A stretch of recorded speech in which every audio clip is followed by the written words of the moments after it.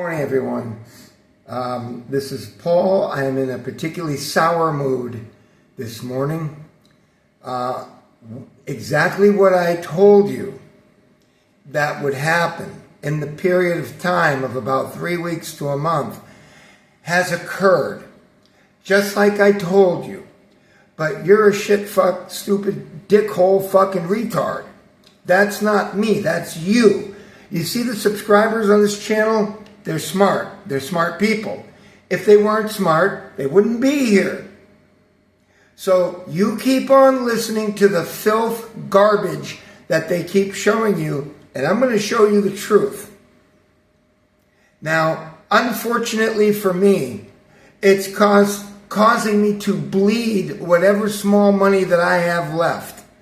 Because the Philippines, and now very shortly South Korea, probably followed by Japan, Indonesia, other places, are going to go into mandatory lockdowns to keep people from moving around. They're not even going to give you a chance to get in the line once a week to get gas. They're shutting it all down, including, by the way, what I'm hearing is the internet. Yes, you heard right. Cell phones may have to be turned in to the barangay captains. I'm not kidding you. This is getting fucking ridiculous. This is because you dick fuck, stupid dickhead fucking retards. I'm sorry, one guy is my friend and he's a fucking retard. We tried to show him. We tried. What happens when the guy whose information they use to lock down an entire country, the UK, and virtually all of the information they used to shut it down was because of this fucking retard, Neil Ferguson. And when he implemented, as sorry as he was about it, it was so necessary to close you in your house and not let you out. As a man in the UK, they took your penis. You were demasculated. And you went along with it because Boris Spassky, the King of England at the time, came out with his bushy hairdo, that fucking Mo from the Three Stooges haircut of his, and he came out and he said he was very, very sorry about it. It was so sad, but after all, don't you want to be on the right side of things and not be a person that goes and gets their information from some uncredible source on the internet? It's best that you follow directions and do exactly what you're told because you're a dick, fuck, stupid retard. So what happened? Neil Ferguson, his information almost exclusively was used to calculate the death rate that would be coming from the COVID-19 scam. And he got Boris Spassky, at that time the King of England, to make everybody go into their flat or their home. That's because you're emasculated, stupid fools. We've got one subscriber here that I think something of, and once he understands this, he will become a man. Because he's a man now. He's went through a lot of problems. But he will graduate. This will be his rites of passage. What does it mean when the person who convinced Boris Spassky, King of England at the time, that every single fucking stupid Brit had to go back in their fucking flat? What do you think that means when he, on the first night and others, brought his married open affair, the woman had an open marriage with another fucking dork lookalike to this other fucking retard? Neil Ferguson? They were two peas in a pod. They were both fucking dork retards.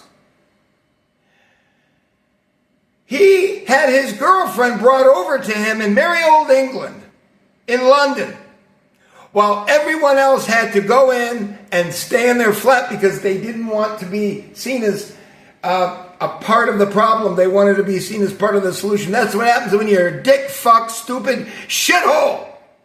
No dick, fucking no brain retard. So, even with my son, last week, this is Sunday today, last week on Sunday, I talked to my son. I said the Philippines has what they're saying is a 2-month oil reserve. Now it's slowed down there anyway because people can't afford the higher costs of everything, including riding around. So I told my son, it looks like this is happening right now. And he said, Dad, did you get this off the internet? And I said, yes, I got this off the internet. In other words, even my son, who I've been trying to work with for the last 5 years with the COVID-19 to teach him, he thought that this was possibly not true. So I said, go ahead and put it on Drudge Report. Let's see what's going on. Well, sure enough, they landed missiles near a nuclear facility in Israel, and they hit an area in Iran where they do major power generation. What that is, I forgot now. But my son didn't know if that was real or not, and I said, go look for it yourself. Let's see. So he looked at it. Last week I told him to prepare because I don't know how bad it's going to get in the Philippines. They're going to run out of oil until the straits are open of Hormuz. And it doesn't look like that's going to happen because we've got a brainless, clueless president like many of you. My subs are not included on that list, nor am I. You cannot fight this. If you bomb Iran is going to take out more of the liquefied natural gas infrastructure, making it go beyond 5 years, even if the war stops now. But you're dick mouth fucking stupid fucktards. I can't teach you anything because you think you're real smart and you're not smart at all. I'm smart. You worship me as a god. You come here and you worship and you follow what I tell you. That's real simple. There's no doubt about this. So, what is happening now? 3 days ago, Bongbong, the president of the Philippines, has said that it's not going to be a general emergency, but it's going to be a fuel emergency, energy emergency. And what it looks like now is that they are going to keep people in their homes. They're not even going to give them a chance to get out. And they're talking about shutting down the internet. Yes, you heard right. That's what I'm hearing. So, just congratulate yourself for being a fuck mouth, shit mouth. You were able to go into your home because it was so dangerous for the COVID-19 scam. And now that leads to this. All part of the programming as a dick mouth, shit mouth like you. My subs excluded, of course. To follow directions, and the Filipinos will. So you will too once you see how serious things are. What was I telling you 3 weeks ago or almost a month ago? I told you bad things are on their way. It's going to affect us too. As soon as the first fucking yo-yo starts lining up for gas at 4 o'clock in the morning, you can be sure that the fucking troubles will start approaching. Now, I'm going to give you this video, even though this is some fucking dumb chink that doesn't exist, and it's AI. I want you to listen to it because I haven't heard it either. So let's see what the fuck this stupid chink has to say. And you want to know something? I will bet you that he's a lot fucking smarter than you. Here we go. Crouched in ancient stone corridors beneath the old city of Jerusalem, listening to the sound of impacts they cannot see, in a place that has stood for 3,000 years and has never been hit like this. Not like this. Not with a coordinated missile cluster designed to arrive everywhere at once. And what I am about to show you is not just a military story. It is something much older than that. Stay with me, because the next 15 minutes are going to change the way you see everything that is happening in this war. Let me start with something that most coverage of this conflict keeps getting wrong. They keep framing this as a military exchange. Rockets fired, interceptors launched, damage assessed, cycle repeats. They talk about it the way you would talk about a chess match: move, counter move, advantage shifts. And that framing has been collapsing for weeks now. But this morning, with a missile cluster hitting Jerusalem in multiple districts simultaneously, that framing does not just collapse, it disintegrates. Because what happened to Jerusalem this morning is not a military event in any sense that military language was designed to describe. Think about what Jerusalem actually is, not in political terms, not in strategic terms, in human terms. There are approximately 2.4 billion Christians on this planet, and every single one of them has a connection to a church inside the old city of Jerusalem that has stood since the 4th century. There are approximately 1.8 billion Muslims on this planet, and every single one of them considers a specific golden dome structure inside the old city of Jerusalem to be among the holiest places their faith recognizes. There are approximately 15 million Jewish people on this planet, and every single one of them carries in their religious identity a connection to a wall inside that same ancient city that has been a site of prayer and mourning and hope for 2,000 years. We are not talking about a city. We are talking about the single geographic point on this planet where the faith of roughly half of all humanity is physically anchored. And this morning, Iran fired a coordinated missile cluster at it. The sirens activated late, not a little late in a way that reflects what weeks of systematic Iranian attrition has done to the radar coverage and the early warning infrastructure that Israeli civil defense depends on. The interceptors that were positioned over Jerusalem fired. Most of them found nothing. And the people in those ancient stone streets, people who came from dozens of countries to pray or to visit or to live, people from all three of the faiths that call this city sacred, they are in shelters right now that were not designed for this. Stone corridors, ancient basements, spaces that have not been upgraded because you cannot upgrade a 4th century building to modern civil defense standards without destroying what makes it a 4th century building.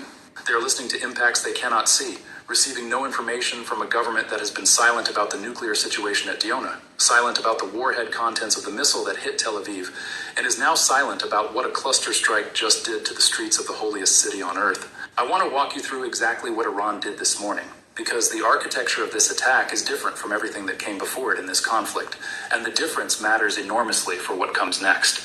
A missile cluster is not simply a larger number of missiles. That distinction sounds technical, but it is the most important thing to understand about why this morning's strike is categorically different from every previous Iranian attack on Jerusalem. When Iran or any adversary fires a single missile or even a small group of missiles at a city, the defensive system can do something critical. It still blows my mind that more Americans don't know this exists. You see this water? I didn't. A small group of missiles at a city, the defensive system can do something critical. It can concentrate. The fire control systems, the radar networks, the interceptor batteries, they can all focus in the same direction against the same small set of inbound tracks. They can prioritize. They can sequence their engagements to maximize the probability that the most dangerous warheads heading toward the most populated areas get stopped first. Concentration is the defensive advantage that makes interception possible even when the number of available interceptors is limited. A cluster attack is specifically designed to eliminate that advantage. When multiple warheads arrive simultaneously from different vectors, targeting different geographic points spread across the entire city, the defensive system cannot concentrate. It has to distribute.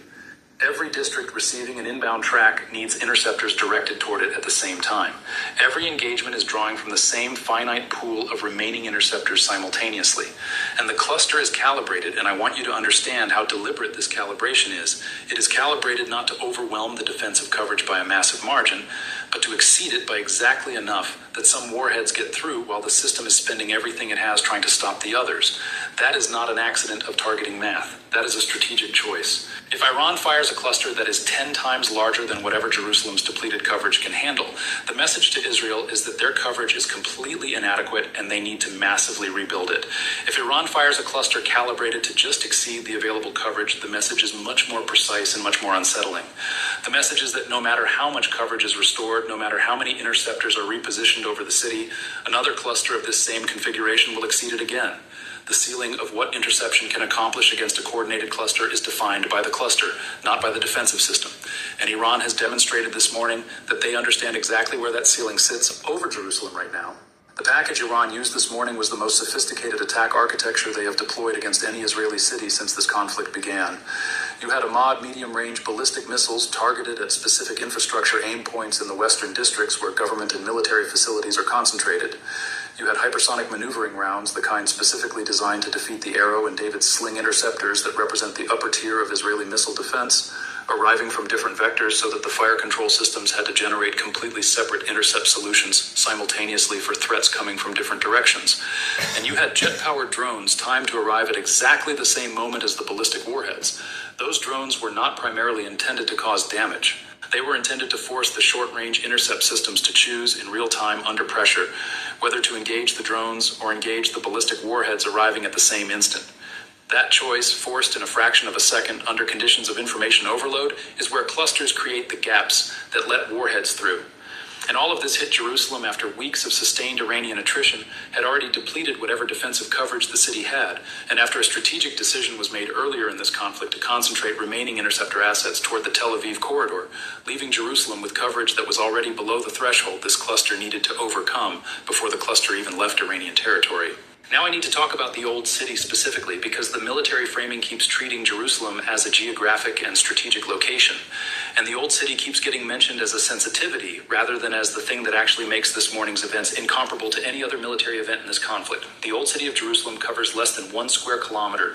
Inside that less than 1 square kilometer area, you have the Western Wall and the Jewish quarter, the Church of the Holy Sepulchre in the Christian quarter, and the Al-Aqsa Mosque and the Dome of the Rock on the Temple Mount. You have the holy... Hang on. Yeah, that's okay. The Temple Mount. You have the holiest site in Judaism, one of the holiest sites in Christianity, and one of the 3 holiest sites in Islam, within walking distance of each other, in an ancient walled enclosure built of stone that has absorbed centuries of conflict and survived them all. The buildings inside the Old City are not buildings in the modern structural sense. They are living archaeological layers, stone placed on stone across 2,000 years. There are no modern shelter facilities inside those walls that meet civil defense standards because you cannot build modern shelter facilities inside a structure that is itself the heritage site. The streets are narrow in ways that make movement to even the inadequate shelter options available nearly impossible in the shortened warning window that radar degradation has created. And the people inside those walls this morning were not only Israeli citizens who have been living with sirens for weeks and who know the drill. They were pilgrims, they were tourists, they were religious caretakers who have maintained continuous presence in those holy places across centuries of conflict and who are not going to leave because of an incoming strike warning any more than the monks have ever left, any more than the custodians of the Western Wall have ever left, because their presence is not contingent on the security situation. Their presence is the point. The first question every religious leader on this planet is going to demand an answer to, and many of them are already demanding it, is whether Iran's targeting in this morning's cluster maintained the restraint that the first Jerusalem strike displayed. Because in that first strike, Iran hit government and military infrastructure in the city while conspicuously not targeting the specific holy sites. Whether that was a deliberate signal or simply the product of the targeting priorities chosen for that strike, it created an important precedent. It said, we are willing to strike Jerusalem, but there are things inside Jerusalem we are not striking.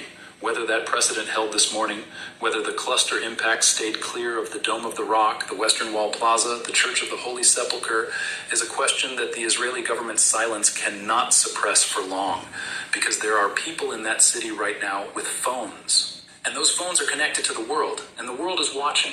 The political consequences of this morning's events are arriving simultaneously from directions that have never converged on a single event before in this conflict. In Rome, the Vatican has already responded. In Mecca, the Organization of Islamic Cooperation has called an emergency session.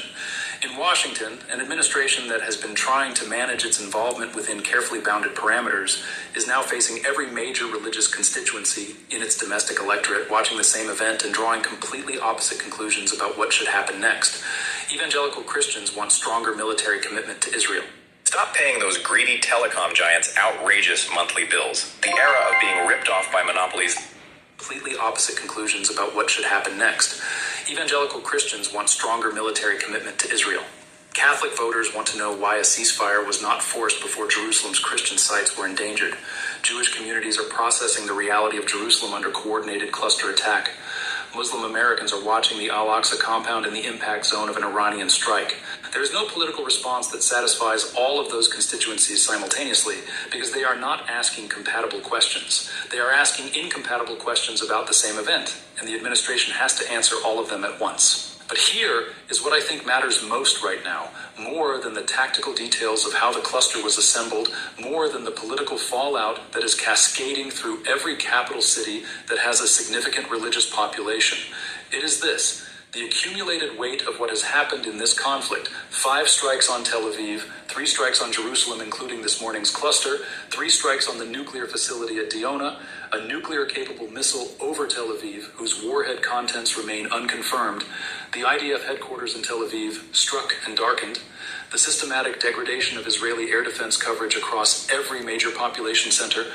All of that accumulation has produced something that no one involved in this conflict designed, and no one involved in this conflict knows how to govern. It has produced a situation where the original framework of objectives and counter-objectives that started this conflict no longer maps onto the reality that exists on the ground. Wars are fought inside frameworks. Frameworks tell the parties what winning looks like, what losing looks like, when to stop, what stopping would mean. This conflict's framework was built around assumptions about what Iran would and would not do, about how Israeli air defense would and would not hold, about what international red lines existed and what would happen if they were crossed. Most of those assumptions are gone now, and the cluster that hit Jerusalem this morning did not just strike a military target or a city. It struck the last assumption that everyone, every government, every military planner, every diplomatic channel had been operating on without quite saying it out loud. The assumption that Jerusalem, for all its geopolitical sensitivity, was still ultimately part of a military equation that military logic could govern. It is not. And every religious leader on this planet knows it. And every government with a religious constituency knows it. And the people crouching in those ancient stone corridors right now, listening to impacts in a city that has seen 3,000 years of conflict and has never been struck like this, they know it too. The question that comes after a missile cluster hits Jerusalem is not a military question. It never was. It is the question that humanity has been unable to answer across every century of recorded history. What is Jerusalem worth, and who finally gets to decide? All right, folks, make of it what you will. Have a good day. Most of you are fucking stupid shitmouths, and you don't really understand one thing from another. They are trying to explain to you that this is beyond a military event. We have some religious people right now. I watched a whole show on it last night, but of course that's on the internet.